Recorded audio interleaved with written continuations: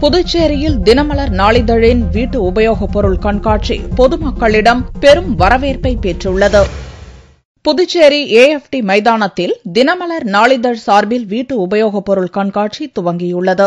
இந்த கண்காட்சியில் குண்டூசி முதல் வீட்டிற்கு தேவையான அனைத்து பொருட்களும் கிடைக்கின்றன. அழகு சாதனங்கள், ஃபேன்சி பொருட்கள், வெளிநாட்டு வாசனை திரவியங்கள், ஆன்டிக் டிசைன் நகைகள், வாஷிங் மெஷின், பிரிட்ஜ் என விதவிதமான அனைத்து வகை பொருட்களும் கண்காட்சியில் கிடைப்பதாக பார்வையாளர்கள் மகிழ்ச்சி தெரிவித்தனர். இங்க எல்லாமே நல்லா இருக்கு. உள்ள பர்னிச்சர்ஸ், அப்புறம் பட்டர்ஃபிளை அந்த கம்பெனி ஐட்டம் எல்லாமே நல்லா இருக்கு.